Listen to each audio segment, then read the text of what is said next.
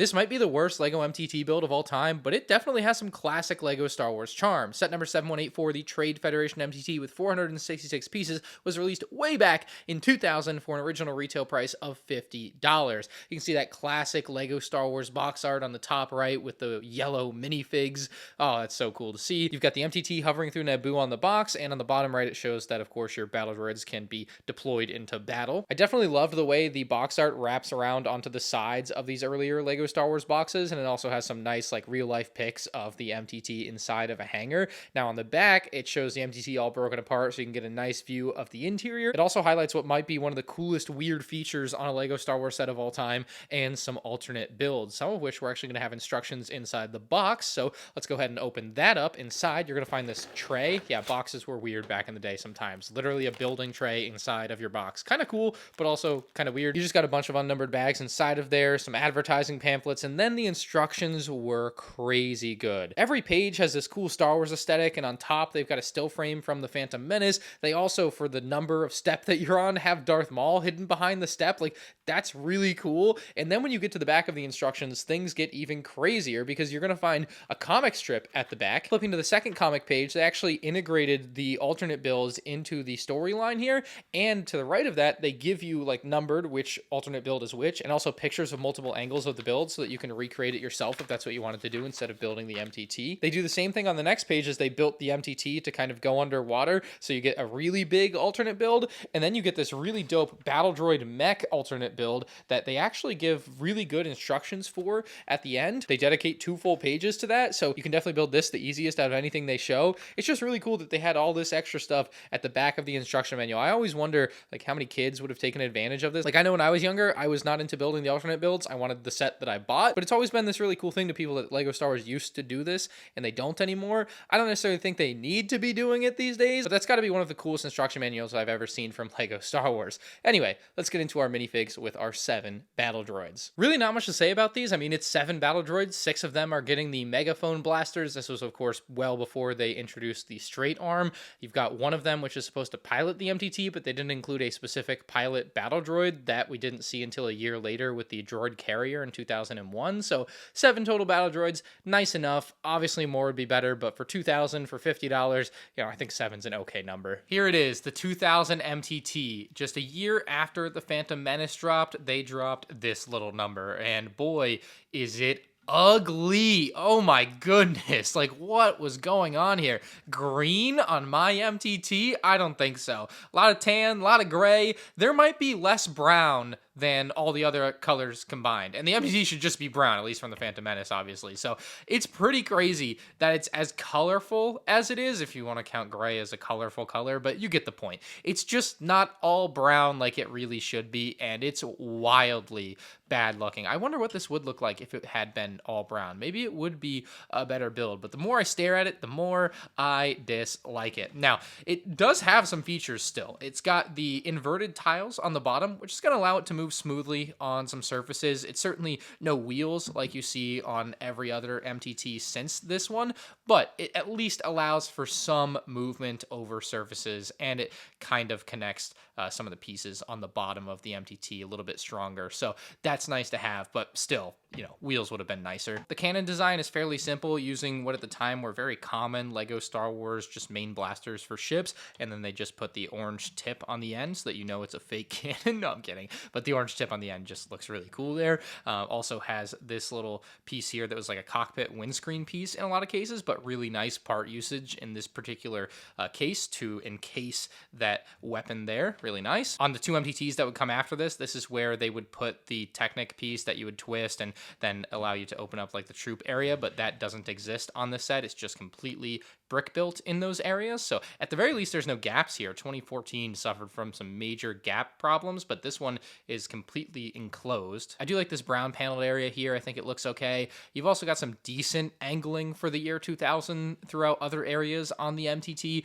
especially in this back section. I think this area is decently well done for the year 2000. Again, none of this has aged very well. I'm really fighting hard to like just decently approve of what they did in the year 2000 here. The top of the back completely flat, just switching plainly from brown to gray here for no particular reason either, it seems. I mean, maybe they didn't make 4x8s in brown because these are 4x10s here, but they definitely could have made 4x8s in brown. There's no reason not. So very odd colors just all throughout this build. It really looks wonky. The more I stare at it, like I said, the more I dislike it. Maybe the highlight of the build would be the detail on the back, at least as far as the detail execution is. There are some cool features that we're going to get to, but the highlight detail-wise is probably this back door. It actually looks decent for 2000. It's probably the best aged part of the build on the MTT. Everything about this is pretty wholly irredeemable. Like, it's really, really rough to look at. It's not very pretty. Even, I mean, the TIE Fighter cockpit piece I didn't even mention is the piece for the very front of your MTT. That is rough. Like, it's nice part usage. They used what they could. This is when LEGO was pretty much about to go broke, I think. So I get it, but I mean, they weren't helping themselves putting out a product that looks like this, right? One last external thing, because that's what we're going to pick up on the inside, is this clear windscreen piece. I love that they've got that where you can have the droid that's going to be inside of there looking through to make sure he's not going to crash into anyone or maybe trying to crash into or run over some Gungans. So you pull this panel out and it will drop down. Inside, there's a nicely printed control panel. You can see the inside of that glass pane that the droid will be able to see through. And of course, the droid's seat here. Sitting him in should be fairly simple, although he doesn't attach anywhere. The seat just kind of hugs him to keep him in there a little bit. But if you did like flip this model over, he's coming out, right? Like he's not, oh, there we go. He's not attached by any studs. There's that front on view again with the battle droid inside. Just pretty cool that you can see him through that glass pane. But if the actual panels are closed, it gets a little dark in there. So you can't see him now. Well, maybe you kind of can. Now the next feature is always going to be the most important on any MTT, and that is the release of the battle droid rack. Now you have to manually open the panel on the front. It is not something that there's something to twist and it moves on its own. You have to do it all yourself, which it's the year 2000. It's okay. It's definitely not what I would want today, but for the time, definitely passable. So you lift that up and then you pull this piece here and you're going to pull out your rack. And in this case, there will be no battle droids on there because we haven't put them on there yet, but you can pull this entire droid rack out. And if it looks familiar to you, if you've ever seen a design like this, I don't know, depends on how big of a LEGO Star Wars fan you are, but does that look familiar now? They're very similar. It's very cool what they did here. So first off, let's load up this droid rack with our 6 battle droids. And as we load our battle droids, their weapons also go on to the back of the rack there. So you get to have them both. So this is what it looks like with all 6 battle droids on there. Kind of a funny position that they are in. You got all 6 of their weapons on the rack there. But yeah, looks pretty clean. 6 is how many it holds, which for the year 2000, I think also is pretty acceptable. Definitely always will want more, but 6 in 2000 for a $50 set, pretty okay. Placing it inside is a fairly straightforward process. You just have to line it up with the rails there. So really easy to do. Literally just the green pieces sliding in between the black ones there. And once it's in, did I do it wrong? Oh my goodness, I did it wrong. Maybe you can't do it the same exact way I had displayed on the droid carrier. That's an oopsie. Gotta tuck all their heads underneath. Okay, that makes more sense. There we go. Take 2 on that. Let's push that all the way in. It's really easy to push in, really easy to pull out. It's just on that rail system that I showed you guys. You can see everything in there. And then again, if I go to pull it out, it just slides right out. So it's not the craziest function or system, but again, I think it worked in a fairly simple, easy to use way, and it wasn't overly complicated or anything, but it didn't need to be back in the day, I feel like. Maybe the best way to describe it is simply that it just doesn't feel like a flashy moment. It's not like this epic time when like you finish your MTT build and now the droid rack comes out like it did in 2007 where you twist everything. Like this is much more calm of an experience in that way. And you close it back up, got to do it all manually, but still, it works for the year 2000. Now, I think the coolest aspect of this whole system is the fact that the droid carrier that came out the year after can also have its rack fit inside of the MTT. We'll just have to do the same thing again, where we put those droid heads down. We'll go ahead and remove the MTT's version from the set here, and you'll notice there are no antenna pieces on the one in the MTT, so you actually have to remove these antennas from this. Now it will fit just fine. So this again is the one from the droid carrier. It's really cool to me that they are interchangeable like this, and it does of course mean that it will work in the opposite direction. So there we go. Push that all the way in. So that's the one from the droid carrier. We still got the one from the MTT here.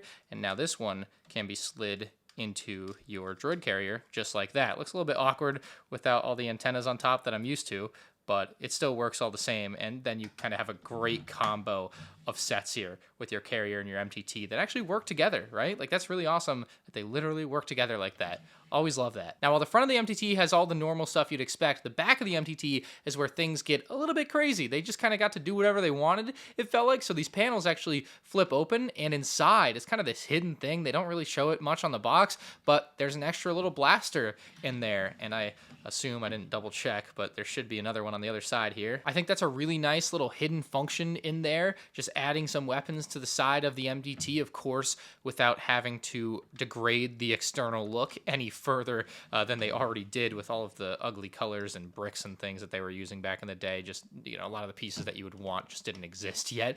But yeah, little hidden blaster is certainly very cool. Then on the back side here, you actually drop this panel straight down, and you got a big open back. Like, there's not, you know, it's empty. Yeah, nice and empty. Let's see, could you fit another droid rack back here? It seems, no, it won't fit. Oh, it will fit. Okay, so you could fit technically 2 racks of battle droids in here at the same time. It's not going to be the prettiest thing ever, but it could fit more like that. Of course, a little more reasonably, you might want to just take a battle droid, stand him in there, and have him inside of the MTT like that, and then it closes up all the same. So I feel like that makes more sense, but literally, if you wanted to, you could fit a whole nother rack inside of this. Now, that is not all this does. Like, there's no other way to access the interior here, so you'd think, like, why is it so closed off? You know, can't you access more? And the answer is yes, you can access a lot more than just through this back panel. Now, you might be thinking, like, that's it? Like, this, you have to reach all the way in just like that, and that's kind of the only way you can access that entire back interior space? Well, it's a little bit more than just the back door here. So on the very top of the MTT, there's this 2x2 black tile. You're literally just going to rip it off, and then the entire MTT can be pulled apart. That's literally what it's being held on by, and then, of course, some Technic pieces there. But the entire MTT rips apart once you take that 2x2 tile off the top. It's really insane. So get this front section kind of out of the way, and then this back section opens. Oh my goodness, it's insane. Open that up, drop that back door down for a little more light, but holy crap, is that not really cool? Like, it doesn't take anything away from the look of the MTT. Like, this looks like the backside perfectly. You'd never know that feature is there, and then all of a sudden, it just opens up. It's crazy. In the middle section, honestly, there's not a whole lot going on. It's just big empty space. I wish there were some control panels there or something. It's just kind of bland to me. The side sections, though, are much cooler, featuring some translucent orange rods. I'm not really sure what they're supposed to represent, but they do look cool there. There's also some handles that the battle droids can hold on to if they would like, and then there's a nice control panel printed, and then, like, both sides are built exactly the same here, but at least a couple of printed control panels. Very, very nice stuff, and I think this really elevates it as a simple yet really cool playset for the early 2000s. Like, it doesn't do all of the things you wanted MTT to do to a T, but it does a lot of things. Now, putting it back together is a breeze, as long as you have this facing the right way. It's just lining up those red Technic pieces straight on. They attach, then you get your black tile, attach it to the top, and you're done. Your MTT is back together. It's a really, really easy function to use. Surprisingly so. You'd think you might have more trouble with that, but you really don't. It was nice. For a first version of the MTT from the year 2000, it's cool. I love that it did some unique stuff. It's certainly not what I would want to see out of an MTT today, but I also love that it exists. I love that we see where we've come from with LEGO Star Wars in MTTs. It really, even though the newest ones aren't the best maybe compared to 2007, this one certainly puts a lot of that in perspective, because this one is really atrocious, but not, like, I love it, but it's atrocious, all right? It's like having an ugly dog. You love your dog, but boy, is that an ugly dog. So I would not recommend buying this MTT modern day outside of the most hardcore of LEGO Star Wars collectors, or of course, if you had this as a kid and want to relive that nostalgia. Otherwise, there's no real reason to buy it. It's just 7 standard battle droids. It's a lackluster build. It does look really cool on display, though. If you display it with a bunch of other sets from the era, it can be a really cool display if that's what you're going for. Again, classic LEGO Star Wars hardcore fan, I feel like, is the category you got to fall into to want to buy this set these days. But yeah, it's the worst MTT they've ever made. It probably will forever be so, just because of how basic the build is and how ugly the colors are on this thing. I mean, yeah, it's not worth grilling because it's 25 years old, but boy, it looks ugly. Let me know what you think about it in the comment section below. If you enjoyed the review, hit the like button, and you can check out more LEGO Star Wars 2000 set reviews on the end screen now.